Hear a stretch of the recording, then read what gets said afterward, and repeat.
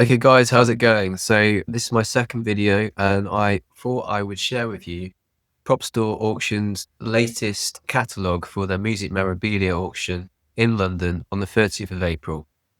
It's just come out, so I thought, seeing as I'm here, let's go through it together and I'll pick out some of my favourite spots. So, what have we got here? Well, let's look at the showcase piece first. So we've got George Michael's photo-matched Faith music video and tour custom La Rocca leather jacket with an estimate of £60,000 to £120,000. Let's see what it says here. So it says a photo-matched custom rockers BSA Revenge leather jacket worn by singer-songwriter George Michael in the music video for his 1987 worldwide #1 hit single Faith, and the early leg of his corresponding worldwide tour. The jacket also features prominently in several of the musician's most widely recognised publicity stills of Michael. It represents a defining and instantly recognisable artefact from a pivotal moment in Michael's career and forms part of the visual legacy of one of the most memorable eras in popular music. It's not a lot I would bid on, but I'm sure it will do very well. I know George Michael prop memorabilia has done very well in the past.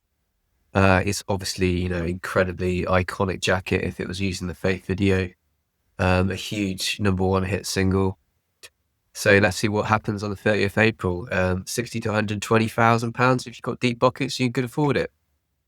Now, this other lot, which has just caught my eye, I don't know anything that's in the sale, by the way. They have Slash's Guns N' Roses photo matched tour stage used and autographed Gibson Les Paul 59 custom shop guitar.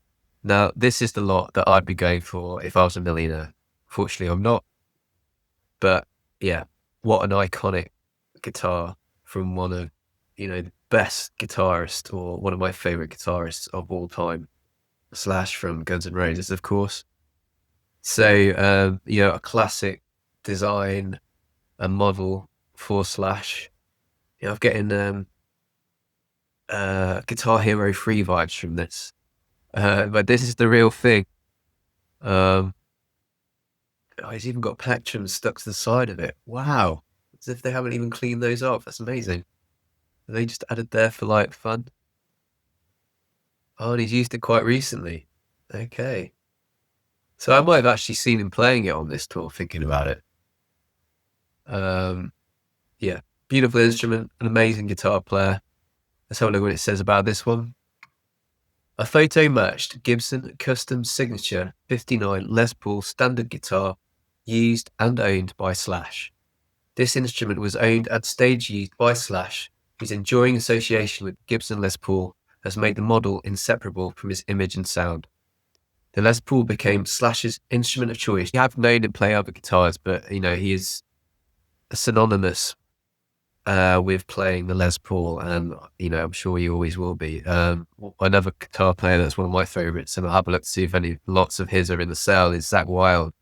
And he recently moved on from the Les Paul, that famous bullseye guitar, to designing his own range of guitars. I don't know who makes them, but I was a bit disappointed about that because I've always associated Zakk with the classic Les Paul bullseye, and it's just, can't go wrong. Anyway, wow. I mean, what a lot for a Propstore to get. I wonder where that came from. Let's say about provenance. It says the lot is accompanied by a Gibson custom certificate of authenticity, 2 large format photographic prints depicting Slash performing this guitar on stage, and 24 additional loose photographs. The lot is accompanied by a Roger Epperson authentication certificate of authenticity. Okay, interesting. So it doesn't seem clear to me that this is... Hold on, sorry. This guitar was played during Guns N' Roses' Not In This Lifetime tour, which was the first time the band toured the classic lineup of Axl, Slash and Duff McKagan since 1993, spanning 175 shows worldwide. The historic reunion tour became one of the highest grossing in music history, generating over $584 million in revenue.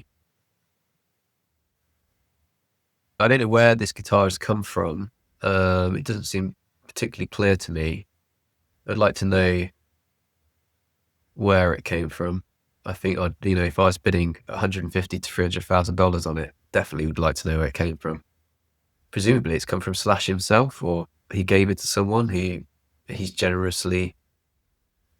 it to someone and they've generously offered to donate it, or sell it. So yeah, I probably saw him play this guitar live a couple of times on that tour. I've seen them 3 or 4 times since the original, the three, Duff, Axl and Slash, got back together on stage. What an amazing piece of pop memorabilia. I love it. I just wish I had the money to be able to bid on it myself, but maybe you can. What I love about Propstore is they're very good at screen matching things, and musical instruments are no exception. And so what they've done with this is they looked at the hardwood body and looked at the grain of the wood, and using a photo of Slash using it on stage live, they've matched it up with the grain. I don't know how. I mean, I presumably it has got very good provenance, but I think this is the sort of thing that collectors really look for, especially if they're spending that sort of money. Certainly when it comes to film props, because as we know, there are so many fakes out there. It's the same with things like these instruments here. This is a vintage guitar in its own rights. You can do the research by looking at the serial number anyway to show that it's a 1959. Is it a 1955 9 custom? It's a 59 custom, so I don't know if it's actually from that year or whether it's a sort of a remodel of a 59 custom, but seeing it Slash, I should imagine it probably is a vintage one. So I don't know, what are your thoughts about the value? 150 to 300,000 pounds. That's well over $400,000 top estimate. I think that's a lot of money for a Les Paul, even if Slash did play it, because there's nothing to say here that it was one that he recorded, November Rain on in the music video. It's just a guitar that he used while performing on stage, which is still cool, but it's not that iconic guitar that Slash played some of the hits that we all grew up listening to. So yeah, be interested to see what someone goes for, but undeniably a really exciting lot. So this sale has got 426 lots. Propstore sort of got into the music memorabilia market fairly recently. I think one of the other big competitors is Bonhams. I've actually filmed with Bonhams and one of their experts before for something else I've done for TV. And it's interesting to see how the market is evolving very quickly, because things like Beatles and Rolling Stones memorabilia, I think, has always been very popular. But for example, things like Slash's guitar, £300,000, if that's what they're sort of thinking it might go for, I mean, that's an unbelievable amount of money. But yeah, I mean, here we go. Here's another interesting lot. This is the Beatles, George Harrison's custom-made fur coat. So what's it say about this? Got an estimate of £8,000 to £16,000, starting at £4,000. It's a pretty. I'm not a massive fan of fur coats personally, for obvious reasons, but it's a photo of it. Is that him? Someone carrying it for him as he's walking? He's not wearing it though. But okay, so there's a photo of George Harrison stood next to the coat, wearing a different coat, but not that coat. It's got his name embroidered in the inside lining. Okay, so what's it say about this one? It says, a custom-made fur coat owned by the lead guitarist of the Beatles, George Harrison. This coat is believed to be the very one carried by Eric Clapton as he and George Harrison exited a landed plane in 1969. A photograph of this moment appears on page 195 of the book George Harrison, Living in the Material World, by Harrison's wife and widow, Olivia Harrison. By this stage in the story of the Beatles, the mop-top haircuts and matching black and white suits of the early 1960s were long gone, replaced by the vibrant and flamboyant individuality of the psychedelic era. The widening contrast between the Beatles' appearances seemed to mirror the band's gradual fragmentation. Fur coats became a defining staple of the period, worn by Harrison and also by John Lennon, during the band's final rooftop performance at Apple Corp's headquarters in January 1969. This bold, extravagant fur coat is leather-lined and embroidered on the interior with George Harrison in gold-coloured thread, rendered in an elegant cursive hand. Now, to me, we've gone from 2 showcase lots because we've got the George Michael jacket and Slash's guitar, both, 5-figure sums, 6-figure sums, to, a Beatles fur coat, which has got top estimate £16,000. So I'll be really interested to see what that goes for. I think that's quite modest, personally, for £16,000. I dare say that's a lot, which is probably going to go for far more than that, especially if someone has got a photo or has done some research on it and has found a photo of George actually wearing that jacket or that fur coat, and they can match it. I mean, it sounds like it definitely is the coat, but again, it's interesting. Often top tier auction houses give you the provenance, and Propstore don't always do that. You have a certificate of authenticity, and don't get me wrong, I'm under no illusion that this is all, it is exactly as Propstore is saying. It's a custom-made fur coat owned by the lead guitarist of the Beatles, George Harrison. But sometimes I'd like to know what exactly the provenance is. If it came from Eric Clapton, then fair enough. Okay, so we're going to watch that one as well. We'll come back to that one in a few weeks when it goes up for auction. AC/DC stuff, Amy Winehouse stuff. Amy Winehouse's Tears Dry on Their Own music video set and shorts. Okay. I still find it amazing how much Beatles memorabilia sells for. I mean, a Beatles, John Lennon, Paul McCartney, George Harrison, Ringo Starr autographed memorabilia tray. 15 to 30,000. Wow. The handwritten lyrics to Goodbye, first draft lyrics, 1969, Paul McCartney. Okay. Well, we've done one Beatles item. I'm going to move on a little bit, I think. Although, Beatles stuff is still massively popular. I think, speaking to some experts and just fans in general, I think, collectors wonder whether the fever for Beatles memorabilia will carry on as long as it has done. As the years go on, as the fans get older, as new trends set in, will the market start to decline a little bit? I don't know if it will or not. I think it's something we'll definitely know more in the next 20 years. Obviously, the Beatles were long gone by the time I was born. Still, without doubt, in my mind, one of the most important groups in 20th century pop culture, and a huge influence on the music I like now. So yeah, I watch this space.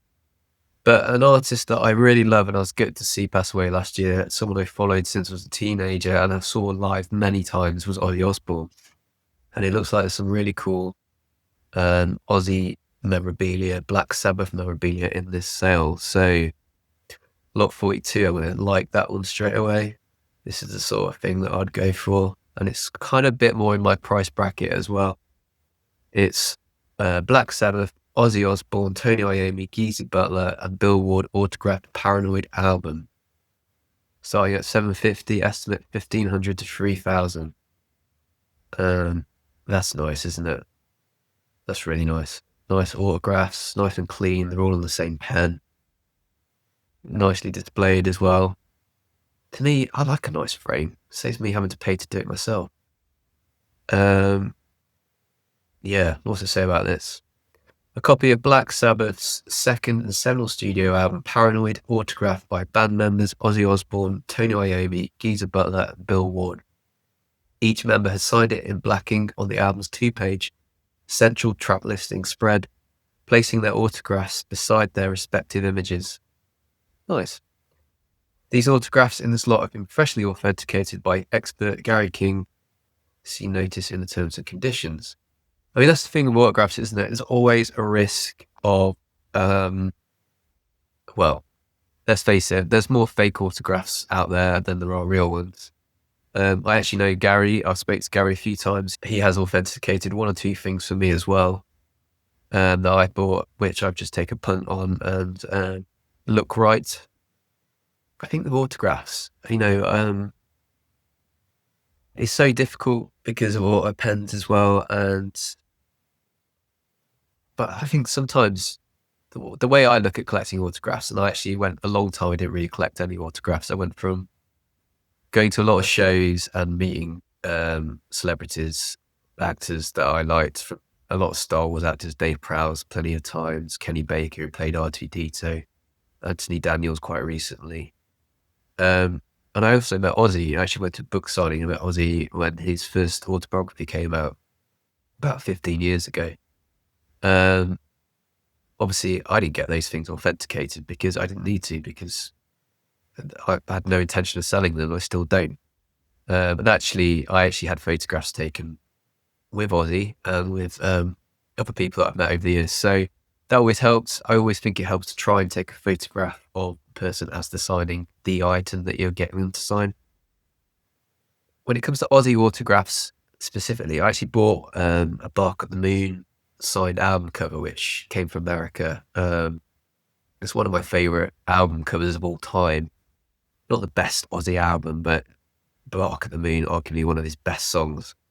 And it was great, signed in silver pen, but he had just died, and there's always this risk of, is it right, is it wrong? But then you think, Ozzy signed so many autographs, so his autograph isn't hard to come by. And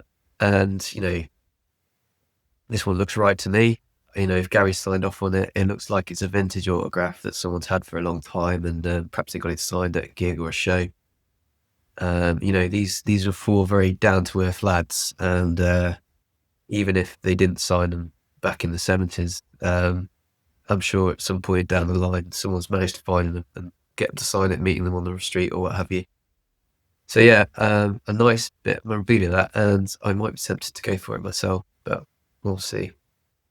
I think 3,000 is a lot, but let's see what happens. I wouldn't pay that for it. Definitely wouldn't pay that for it. So we've got some other signed bits and bobs, Ozzy Osbourne stuff. Got Blondie, Blur. Okay. I better hurry up. I've hardly seen anything yet, but this is what I do. What I do is normally I go through every single lot properly and really, a lot of detail. Unfortunately, most of the things at this Propstore sale go well out of my budget, but you never know. You never know. So it's the Clash. So the other person I really like to collect is Bowie. Oh, here we go. So we've got a David Bowie Aladdin Sane inside cover vintage test print. That's got 15 to 30,000 on it. I'll watch that. And an original unairbrushed proof print for the iconic cover of David Bowie's album Aladdin Sane, photographed by Brian Duffy at his studio near Primrose Hill in January 1973. Raw and unedited, the photograph offers a rare glimpse into the creative process behind one of the most recognisable images in rock history. Described by The Guardian's Mick McCann as the Mona Lisa of album covers, Aladdin Sane recently set a record when the original cover artwork sold for $497,000, making it the most expensive album cover ever sold at auction. I didn't know that. Do you know what? $497,000 for Aladdin Sane album cover. That's what it sold at. That was the record price. What are your thoughts on that? Leave a message in the comments. I'm quite surprised by that, actually. I mean, I'm not surprised by the price that the album cover fetched, but I'm surprised that it's the most expensive one. I'm surprised there's not a fair few more expensive ones than that. I mean, think about the Beatles, Elvis. Cool.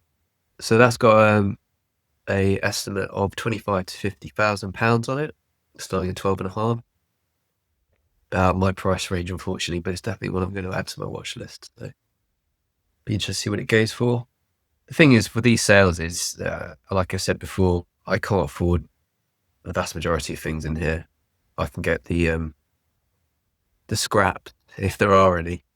But I still like to watch, and I'm still always watching the prices to see what things go for, to see where the market is, because you never know when you might come across something. So yeah, so there's quite a lot of Bowie memorabilia in this sale. I'm not going to go through any more, I don't think. Ooh, Dexys Midnight Runners.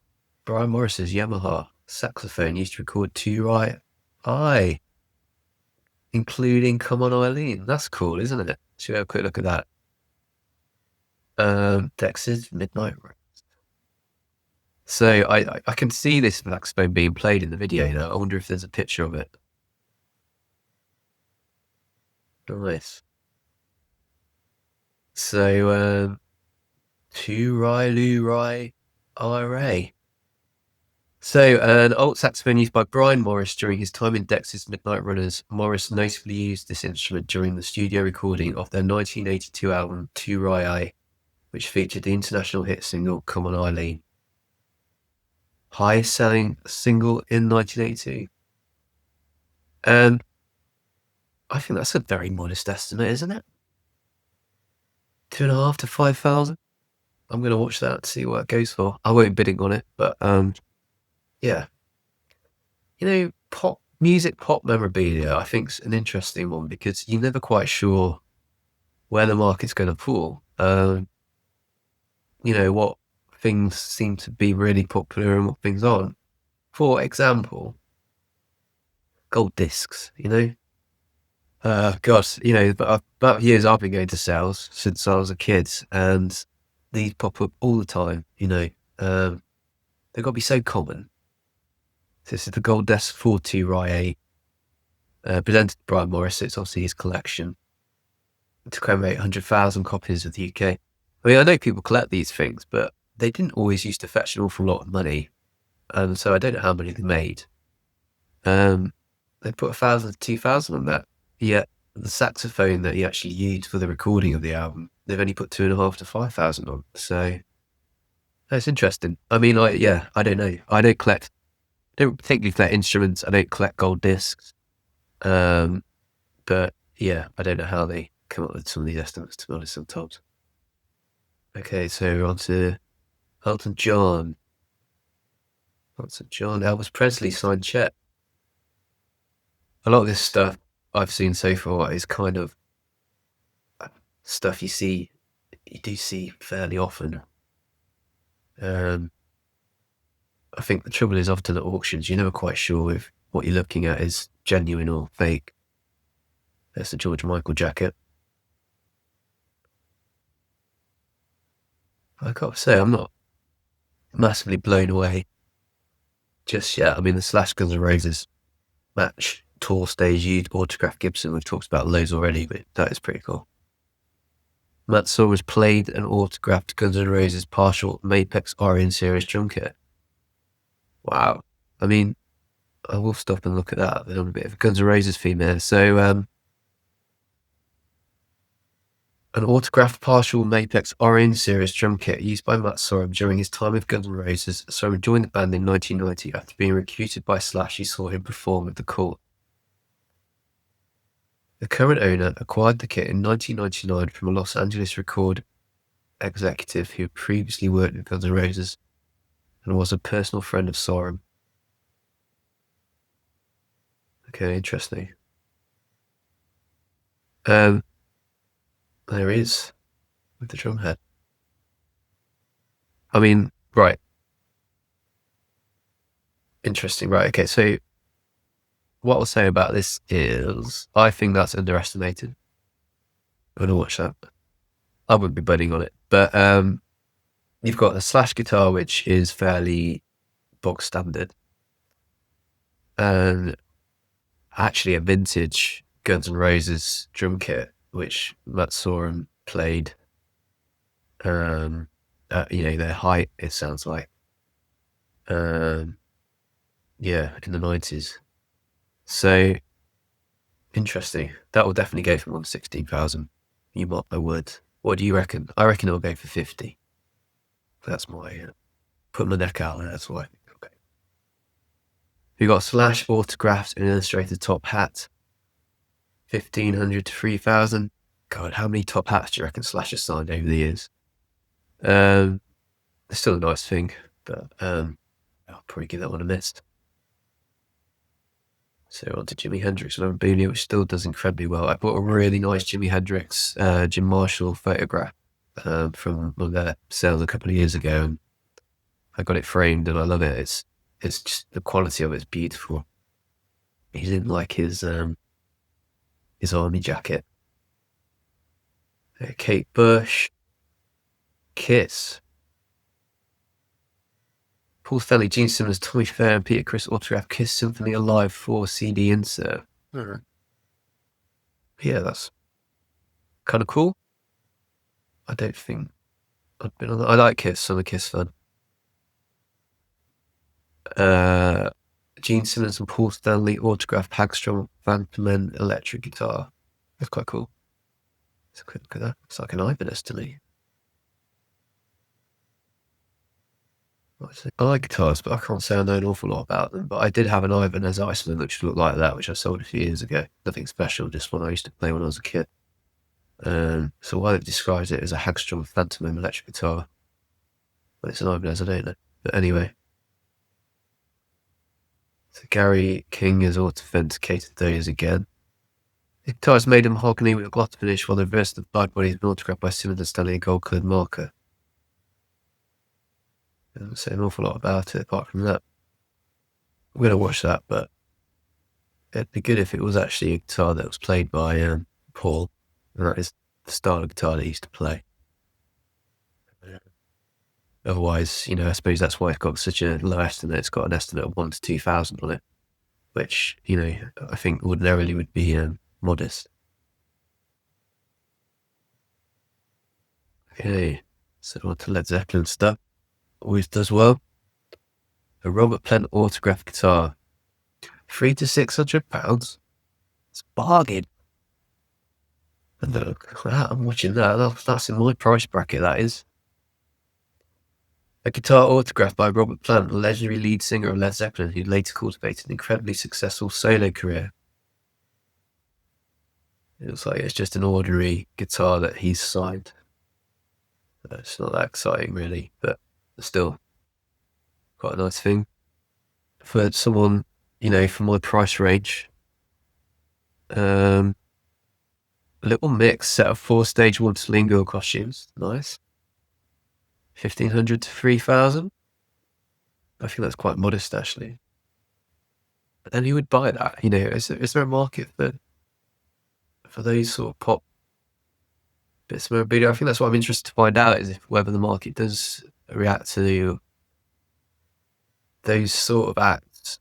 Will people be wanting Harry Styles suits in 20 years' time? They probably want them now, to be fair. But yeah, it's about longevity, isn't it, I suppose? And the music industry and how it sort of digests music and get it now has just changed so much since, just in the last 10 years. Well, Michael Jackson stuff. Nikki Sixx, photo matched, autographed and inscribed stage used J4 bass, Schecter J4 bass guitar. 10 to £20,000. Okay. This is a nice little thing.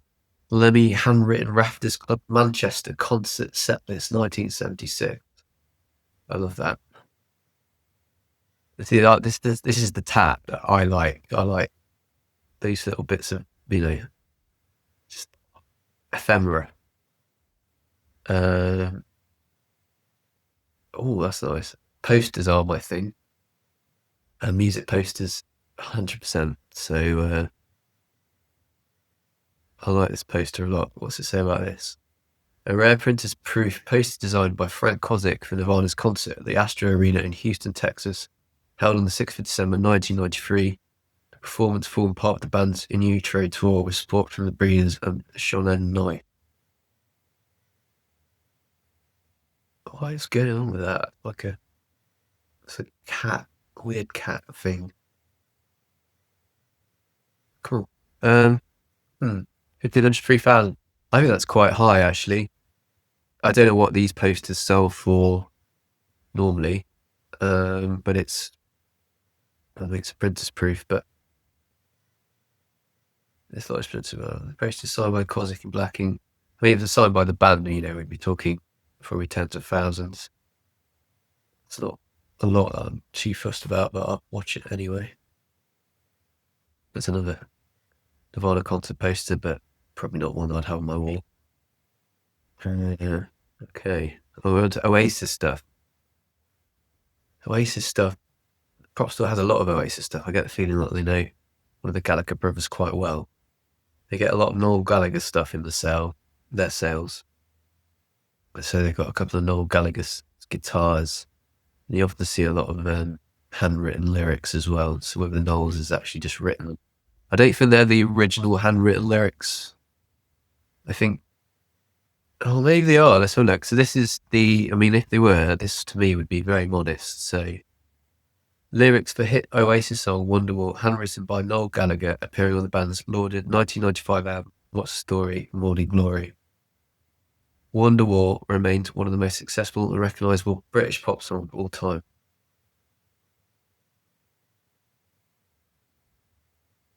This lot is covered in 2 letters of provenance from previous owners who writes a lot of treasure authenticated by okay. So my question is that the lyrics that were, Wonderwall, or, before the luxury of auto cues on stage, is that what he had to use to remember what the lyrics were? To me, that's really important, because if it is the lyrics, it's obviously not, because it's all just perfectly written out. It's not just all over the shot with crossing through. Yeah, but these come up for auction quite a lot, so it's interesting. I'm sure they're right. I think anything at Propstore is right.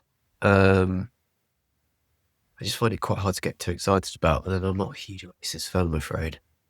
If it was David Bowie lyrics that he'd written for a show, then yeah, that'd be different. That's cool. Noel Gallagher autographed limited edition Epiphone Union Jack. Very iconic design, isn't it? So I don't think this is a guitar. I'm guessing it's not a guitar he's actually played. In tribute to colours, this famous years, better. Real clever.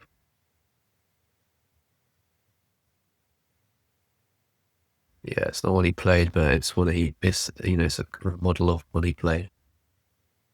I mean, that'd look great in someone's studio apartment, wouldn't it? I think that'll do really well. God, what a shit autograph. Didn't realise that was his autograph. God, that's crap. I mean, Gary is authenticated it. Bloody hell, it'd have a hard job. Oh, here we go. There's photographs of the bolts on here. Even so. Before I say to him, can you sign it again, mate?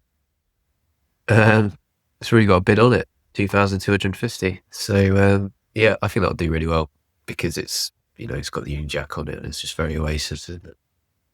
2,500 to 5,000. I wouldn't be surprised if that's past 10,000. Plus your bidder's premium on top. Okay, right. Let's Tommy Hilfiger underwear with handwritten inscriptions by Liam and Noel Gallagher. Hilarious. Liam Gallagher's snowbombing festival stage used maracas. Okay. So more handwritten lyrics. There was a lot. You see them a lot. I'd love to. If someone knows a story about all the handwritten lyrics that come up for sale, I'd love to know. Leave a comment. Maybe you're the person who acquires them to sell from Noel. But yes, there often is a lot of Oasis and Noel Gallagher stuff in these sales, and this sale doesn't look any different. So I'm just gonna go through all Oasis, because frankly I'm not really bothered about them. Sorry, Oasis fans out there. One Direction. So here we go. It's interesting. So we got a collection of 2013 and 2014 red carpet appearances clothing from One Direction. So that's got an estimate of £1,000 to £2,000 on it. It's not an item that I'll be bidding on, but I just think it's interesting to look at it, because to me, arguably these are the bits of pop memorabilia that are going to do really well in the future. And I would have thought anything that Harry Styles wore. Yeah, Harry Styles clothing comprising a long sleeve brown top, pocket square featuring black trim. Presumably that's it. It's a cardigan. But yeah,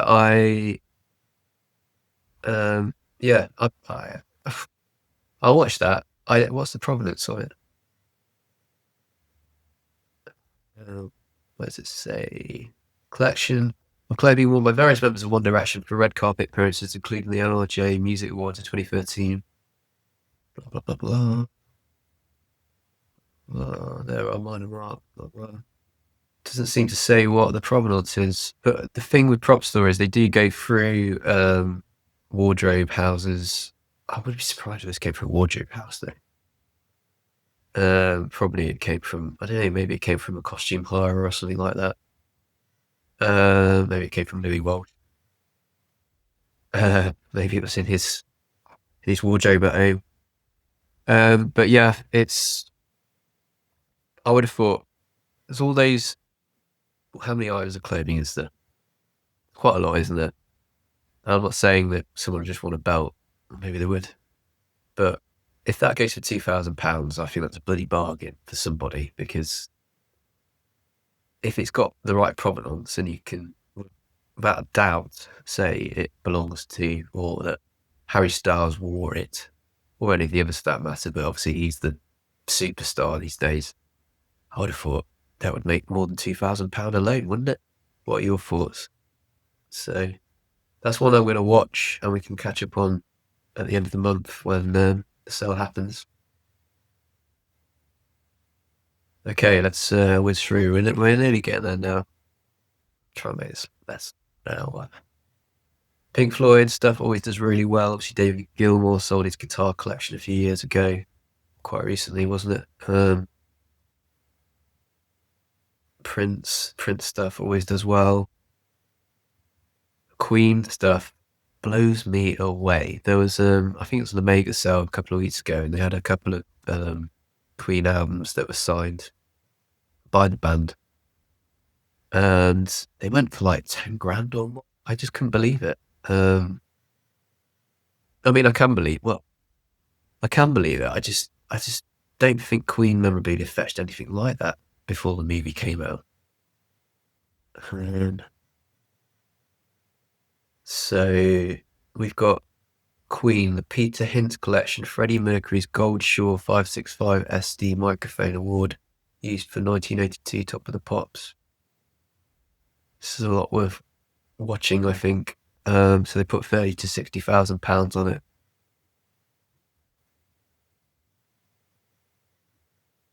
That's cool, isn't it?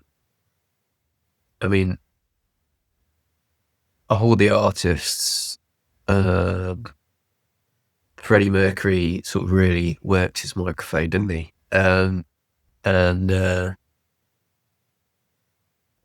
Yeah, it's Propstore was pleased to present Peter Hinch's archive of Queen Memorabilia Auction for the very first time. So what song did he sing this on with? Microphone, blah blah blah.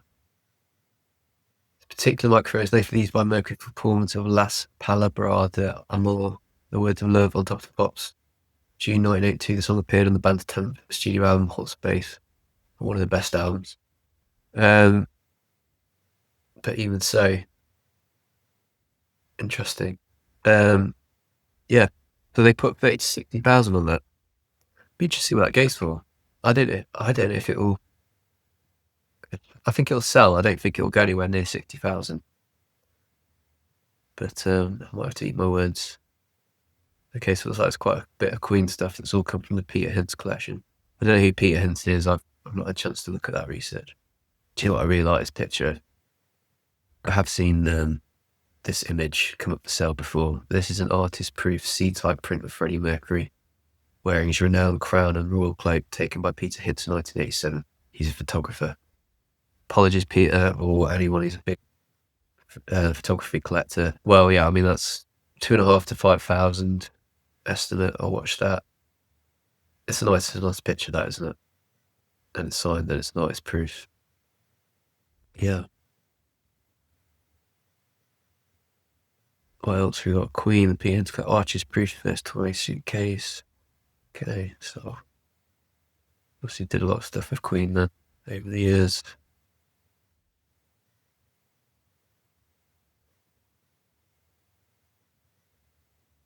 Okay. That's like the microphone is it's the big one. Lots of bits and bobs. The bits and bob stuff's the sort of stuff that Propstore won't accept, but obviously it's a collection, so they'll take it in. And I guess the advantage of buying things like, the Peter Hinds collection is US News of the World Tour Personal Luggage Tag 1977. I mean, if that just came up for sale, any old sale, you wouldn't sort of give it a sec. You wouldn't pay anything for it, would you really? Because you would doubt the provenance. But because it's from this collection, and there'll be a lot of hype because they're saying a lot of items from his collection, or everything from his collection, to do with Queen, then I'm sure it'll do pretty well. I got £400 for a luggage tag. Even if it was Queen's, yeah. So some of this stuff, I just go, look at this. Another luggage tag. You gotta be kidding me. Freddie Mercury's British Airways Concorde luggage tag. Okay. So that's the Queen stuff. Still more Queen stuff.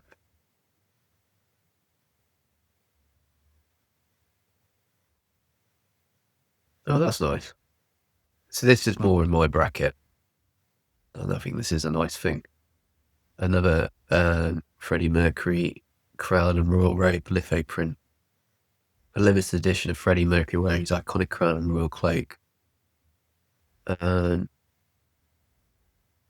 buying photography though as well, or anything actually, if it comes direct from the artist, photographer in this case, it goes without saying, it's airtight.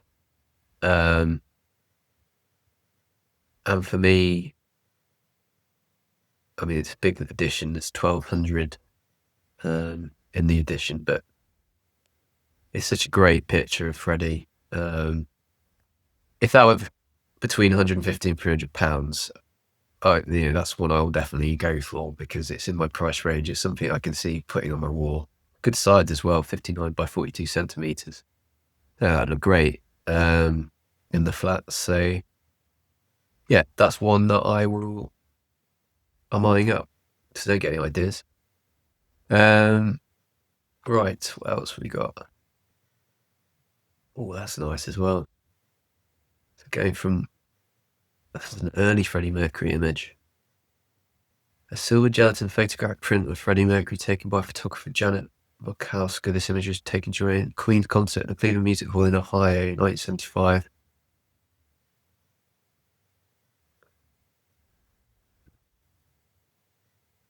Yeah, so Propstore sold quite a few things from Rock Archive. I bought this, that's where I got the Jim Marshall picture of Jimi Hendrix from as well. And you do get these for quite good prices. They don't always sell. And I think I mentioned it. No, I didn't.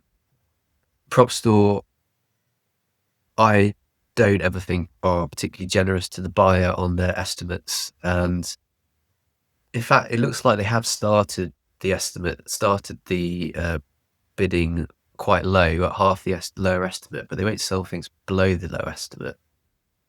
So, and if you do the second chance offers, you can normally only make an offer at 25% below estimate. So I don't really understand why it starts at £150 because, most auction houses, if they've got an estimate, it means that there is a reserve on. And I know because I've sold through Propstore, and it is a bit peace of mind that that your items are going to go for a song because they put a decent estimate on it. But also, as a buyer, from a buyer's point of view, if you put a high estimate on something, then you're not quite sure whether you're getting it at the right price, or you just because you really want it and someone else really wanted it, that you're actually just paying what they set the price at. What are your thoughts on that? because I think a lot of people think it's probably bullshit, but yeah. Anyway, a nice image. I got the Jimi Hendrix photograph. I paid still quite a lot for money for it. I think it was about £400. It's beautiful, silver gelatin image. Quite small though, it's only like a standard size photo. The quality is just unbelievable. But anyway, that's a photo that I have on my wall as well in the bathroom. It's very nice. So 300 to 600 on that. Okay, moving on. We're up to 53 minutes. God, if you're still watching, God bless you. That's nice, isn't it? Brian May autographed BMG special guitar. It's got to be worth 1,000 to 2,000. Okay, let's move on. A lot of Queen stuff in this set, isn't there? Brian May and Roger Taylor autographed limited edition News of the World print 2008. I'll have to watch that as well. It's cool. Radiohead. Thom Yorke autographed handwritten unidentified lyrics autographed by Colin Greenwood. Interesting. So Radiohead, I think goes without saying, still massive. I'm sure they'll be massive for, they are the sort of band whose legacy will continue long after they stopped touring, and obviously they've only just started touring again after taking a bit of hiatus. I'm interested to know what people think about, bits of memorabilia like this. I mean, Nirvana stuff, obviously, because of the circumstances, fetches a huge amount of. I think the market is increasing quite quickly for Nirvana memorabilia. £2,000 on a Thom Yorke autographed, handwritten, unidentified lyrics autographed by Colin Greenwood. I don't know what the story is behind these. I presumably they're not lyrics that Tom's just written whilst he's coming up with ideas. I'm sure they'll sell. I really don't know what the market is for that sort of Radiohead memorabilia. I mean, so I saw Radiohead on the last tour at the O2, and what I always find amazing is now more than ever, and this is why I know that the music memorabilia market is really healthy, and I think it's going to be healthy for a long time, because you have to queue up hours to get a t-shirt, because the queues for the merchandise stores are just ridiculous. And it's the same with music festivals, especially Download. When I started going to festivals 25 years ago, you didn't queue up for hours waiting to get a t-shirt. People weren't bothered. So it's mad how that's become a massive thing now. And they're not cheap either, are they? Like t-shirts, 40 quid. Anyway. Rolling Stones. Okay, what have you got here then? Yeah, boring. Tour jackets, pictures. I think the sounds a bit mediocre, to be honest. I think there's a couple of real showcase pieces, definitely, but I'm not blown away. Steve Jones autographed custom White Gibson guitar. It's quite nice. But no, I'm not totally blown away by it, if I'm honest. I think they've struggled to get some really standout bits on this. What was this? Oh, that's nice. Thin Lizzy, one of the greatest rock and roll bands of ever. A Phil Lynott, Scott Gore, and Brian Downey, Darren Wharton, Damon Johnson, and Mark Mendoza autographed limited edition jailbreak lithograph.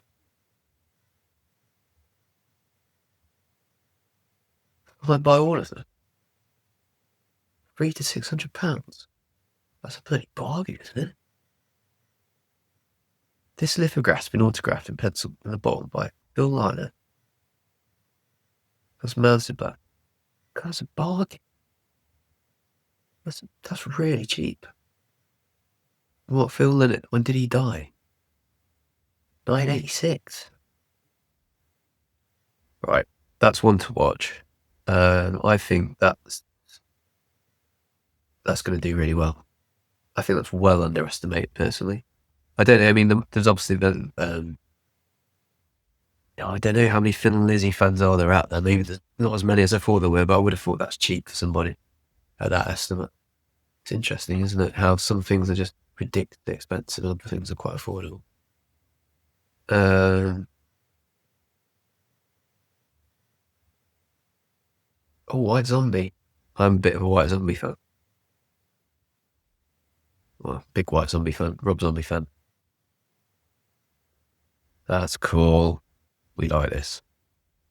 Someone's already bid on it, £150. Which is interesting because he's not like, especially in the UK, I don't think he's, I mean, he is in the sort of metal fraternity, but he's not half as big here as he is in America, and still very underground compared to the Beatles or the Rolling Stones.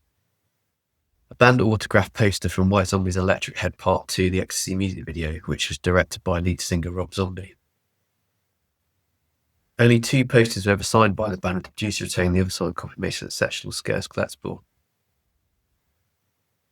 I might bid on that. I've actually met Rob Zombie, sound guy, a long time ago, but so I have got his autograph already. But for me as a collector, that ticks 2 boxes, or 3 boxes actually. So it's a poster, number 1. Number 2 is White Zombie, which is one of my favourite metal bands, and number 3, it's signed, and it's really rare.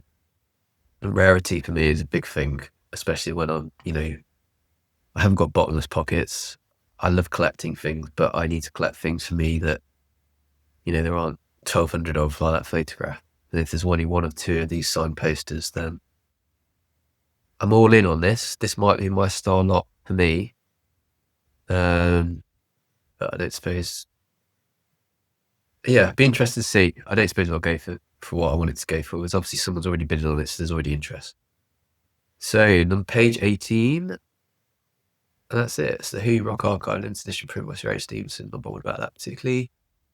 So yeah, there we go. What we'll do is, we've been through those lots. I'll do a recap just before the sale. What I might do is I might do a live recording as the sale happens, and we can talk about things. It'd be great to talk to people whilst the sale's happening, perhaps have a drink whilst doing it.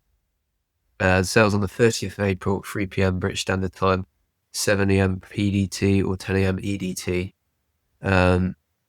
Yeah, I'll be interested to see how it goes. And who knows, maybe they'll do a viewing as well. So if they do, I'll try and do some recording of the viewing as well and show you some of the things that they have. Propstore. It's an amazing place, by the way. I've been a couple of times. Yeah, thanks for watching. Subscribe, like, leave comments. See you next time. Bye.